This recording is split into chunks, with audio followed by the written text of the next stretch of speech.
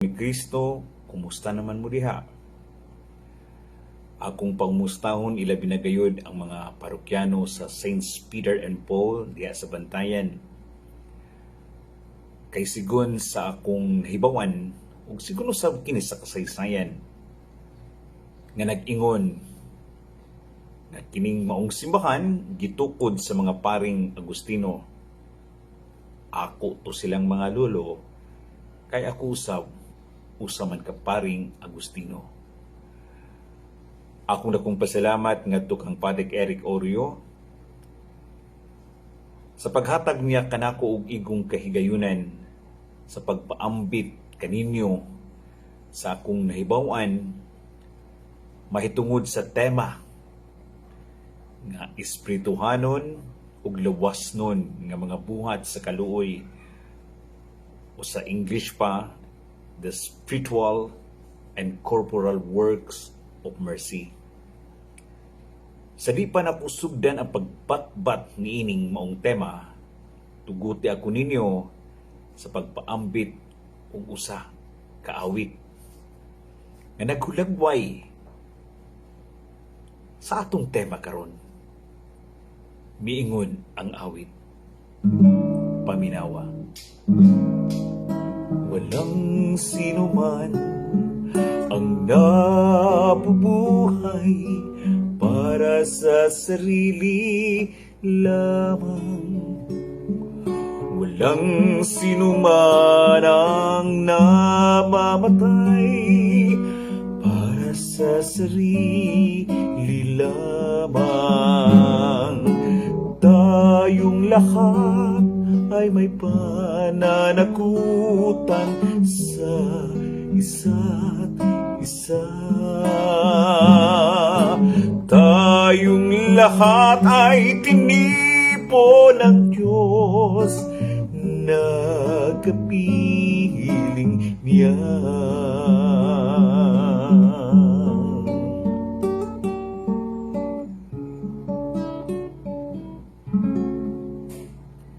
Pananagutan na kung sa Sibuhano pa, tulubagon. Ang tao adunay tulubagon sa iyang isigkataw ulabaw sa tanan sa Ginoo nga mao'y nagbugna kaniya. Karon atong pagasugdan sa pagtuki sa atong tema. Unsa man kining mga espirituhanon ug lawasnon nga buhat sa kaluoy. Mga kaigsunan, kini sila mao ang atong mahigugmaong buhat diin kita mitabang sa atong mga kaigsunan sa ilang espirituhanon ug lawasnon nga panginahanglan. Instructing, advising, consoling, comforting are spiritual works of mercy, as are forgiving and bearing wrongs patiently. The corporal works of mercy consist especially in feeding the hungry, sheltering the homeless, clothing the naked, visiting the sick and imprisoned, and burying the dead. Ang tumong og tinguha niining mga buhat sa kaluoy mao ang paghaw-as sa kalisod sa kinabuhi sa tao. Adunay mga tao nga wala maglisod sa lawasnong panginahanglan apan gakamang ug gaaginod ang ilang kinabuhi tungod kay kulang sila sa espirituhanong panginahanglan. Adunaw say mga tao nga abunda sa ilang espirituhanong panginabuhi apan naglisod in taon sa ilang lawasnon nga panginahanglan. Now, brothers and sisters, everyone is obliged to perform the works of mercy according to his own ability and the need of his neighbor. It is important to remember that ordinary deeds done every day to relieve the corporal or spiritual needs of others are true works of mercy. If done in the name of Christ, matud pa ni Mother Teresa, we can never do great things, only small things, but with great love. Di na to kayang mubuhat o mga dagkong mga butang, gagmay lang, pero kinahanglan kini nga puno sa atong gugma. Niniyog tuwa, atong tagsa-tagsaon, pagbatbat ang mga buhat sa kaluoy. So now na to, ang spiritual works of mercy. There are 7 of them. There are 7 of them. First, to admonish the sinner. Ang pagpahigmata sa makasasala, buhat sa kaluoy. Buhat kini sa kaluoy. Pagtabang sa usak ka makasasala, nga iyang maamguhan ang kangilad sa pagpakasala. Ato kining mahimo, pinaagi sa pagpalayo kaniya sa kahigayunan sa pagpakasala o kaha pag-agni sa taong makasasala sa pagkumpisal sa mga sala nga iyang nahimo. In cases where we think it might make him worse, we do not correct him directly. We can let him know indirectly, especially by our example, that we do not approve of his actions. Matud pa ni San Agustin, kasilagi ang sala, apan higugmaa ang makasasala. Ikaduha, to instruct the ignorant.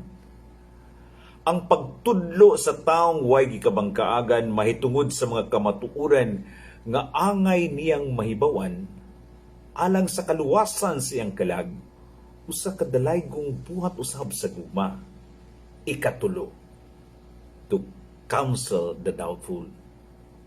Ang paghatag o katinawan sa mga tawo nga puno sa kalibog sa unsa may angay nga buhaton usa-usab kini kabuhat sa gugma ug kaluoy. And many souls could be saved if Catholics could make the effort to speak the truth in love to their neighbors. Ikaupat, to comfort the sorrowful. Atong tabangan ang mga tao sa pagwagtang sa ilang kaguol. Ug dili kita angay mubuhat og mga butang nga makapahiguol kanila. Ikalima, to bear wrongs patiently. Sa mga tao nga kanunay madagma o masayop, atong ipaabot kanila ang way kinutubang pasensya. After all, patience is a virtue. Ikaunom, to forgive all injuries. Ihatag ang pasaylo. Kaysa pagbuhat ni mo ni ana, imong gihatagan o way sukod nga kalipay ang masalaypon nga nilalang. O ikaw usab mismo, magkaangkon og dakong kalipay. O itiman nga ang tao nga dili makamaumuhatag og pasaylo, dili gayon magmalipayon. Katapusan o ikapito, to pray for the living and the dead. Sharing in the communion of saints demands that we pray for everyone. Usa kini kadako nga pamaagi sa pagpaambit sa kainit sa atong gugma, whether in this world or in purgatory. Ang pag-ampo sa mga minatay sa sementeryo, maghatag ka nato og dalag sa grasya. Karon, kung adunay 7 ka spiritual works of mercy, aduna usab kitay 7 ka corporal works of mercy. Atong pagkahisgutan ang the first 2. To feed the hungry, to give drink to the thirsty. Magkuyog magyuni sila. Sa mga taong gigutom in taon, ilabi na karong panahon sa crisis ng COVID. Sa mga taong giuhaw, kay wa intoy ikapalit og mineral water. Unsa ka kung ipaambit nato ang kaabunda sa pagkaon og ilimnon nga anaa sa atong panimalay. Ikatulo, to clothe the naked. Tan-awa ra gyud ang inyong mga cabinets. Basig puno na sa mga biste nga wa na gyud ninyo kinahangla. Nanimaho na ng ok-ok. Ang uban paglina na signature pa. Unsa kaha kung ang wa na nato kinahangla, wa na to kinahanglan atong isulob pa. Ato kini ipaambit sa uban in town nga way ikasulob. Sa mga taong gagamit-gamit, balik-balik ug gamit sa ilang gisulob nga nanimaho na in taong anghit, nagkagidlay, nagkagisi. Ang damit ug pisting ilang gisulob, unsa kaha kung ipaambit nato ang atong mga bisti nga wa na gyud nato kini gamita. Ikaupat, to visit the imprisoned. Sayod kita nga dili tanan na bilanggo na dunay nahimong sila. Anaa sila sa kahigwaos, ato silang bisitahon. Kaysa itong pagbisita kanila, makahatag kita og igong kusog, karon sila mulaom na adun na nagpaabot kanilang kagawasan. Ingon usab ni ana ang mahitabo sa mga tao nga atong bisitahan. O ang sunod, to visit the sick. Kalima, to visit the sick. Atong bisitahan ka ang mga taong masakiton. Dili lang karong panahon na ato sa hospital. Kaya COVID, basig matakdan niya mo. Pero once COVID is over, kunya adunay mga masakiton, ato silang atuon. Bisitahon ug hatagan sila og igong mga pulong sa paglaom. Ikaunom, to shelter the homeless. Samtang kita nagpauraray sa atong mga kwarto, nga aircon, hayahay kaayo, unsa kaha kung mo paambit sa uban nga wa intay gikapuy-an. Ang mga tao ra ba karon nagkinahanglan gyud og kapuy-an. Maniguro lang hinuunta kung kini mga tawhana kaha wa ba ni matakbi aning COVID. Pero again, ang kamatuoran nagpabilin nga ang taong magpaambit sa unsay anaa kaniya, magpasilong sa iyang balay o sa kadalaygon nga tao. Ug sa katapusan, to bury the dead. Kini mapadayag gyud atong gugma. Kung mo kuyog ta kung adunay ilubong, pero again COVID man karon, limited ang mga tao. Kana lagi ubobalik ako ang normal ba? Kadagan sa atong kinabuhi. Hinautunta nga mubalik ni ano sa panahon kung adunay ilubong atong kaila, atong paryente, atong hikala, muuban ta.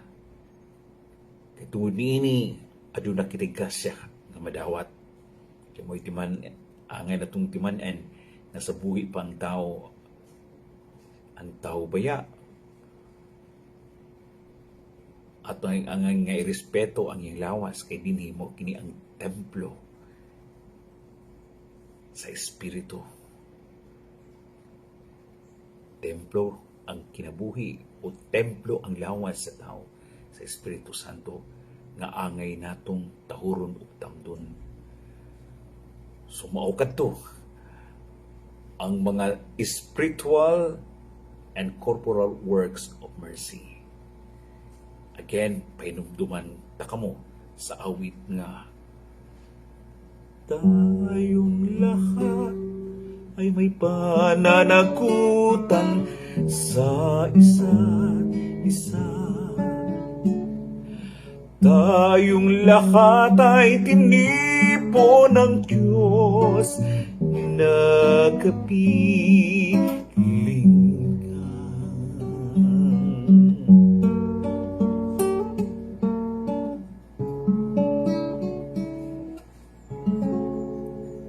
Stay safe. Daghang salamat. God bless.